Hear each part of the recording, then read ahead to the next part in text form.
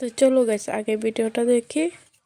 Bell तो তো আমি चलिए অনেকই शुरू करते দেখেছি, हैं। কিন্তু এত বড় বেল আমি কোনোদিনও দেখিনি। হঠাৎ একটা কাকা এসে এই বেলটা আমাকে হাতে দিল। আমি তো ভাবলাম এটা বেল না, ওই লেবু। কাকা তো এসে বলল, বৌমা কবে থেকে ভাবছি আমাদের গাছের বেল একটা তোমাদের খেতেই দেবো। আজকে যখন তোমাদের বাড়ির দিকে রওনা হলাম তখনই গাছের থেকে একটা পাকা বেল সামনে এসে পড়লো। তাই আর দেরি না করে বেলটা তোমাদের বাড়িতেই নিয়ে চলে আসলাম। আগে তো তোমরা আমার ভিডিওতে অনেক বেল মাখা দেখেছো, আর এটা যখন এত বড় বেল তাই তোমাদের মাখা করে তো দেখাতেই হবে। এই বেলটা আমি মাখা করেছি সম্পূর্ণ ডাবের জল। এই ডাবের জল দিয়ে বেল মাখা খেতে খুবই স্বাদ হয়। তোমরা এরকম করে বেল মাখা করে খেয়ে আমাকে জানিও খেতে কেমন হয়েছে। এমনিতেই আমার সুমি বেল খেতে অতটা পছন্দ করে না, তো আমি যে সুন্দর করে বেলের শরবত বানিয়ে দিই সেটা দিলে ওর বাটিতে আর রাখবেই না। দেখা যাক তাহলে সুমি বেলের শরবতটা খেয়ে কি বলে। টু বি অনেস্ট, জীবনেও এত বড় বেল আমি নিজের চোখে কোনোদিনও দেখিনি। আর যখন মা বেলের শরবত বানাবে বললো, আমি ভাবলাম যে বেলটা দেখতেই হয়তো সুন্দর, খেতে এটা একদম সুন্দর হবে না, ফানসে হবে। কিন্তু আমি এখনো ভাবতে পারছি না যে বেলটা এতটা টেস্টি ছিল। বাই দ্য ওয়ে, আমাকে দেখে ভয় পেয়ে কোনো লাভ নেই, আমি আই প্যাচ লাগিয়েছিলাম। মানে আমি তো নিজে অবাক হয়ে যাই, আমার মা কিভাবে এত ভালো ভালো রেসিপিস জানে। মানে ডাবের জল দিয়ে বেলের শরবত, আর সেটা খেতে এত টেস্টি হবে ভাবিনি আমি।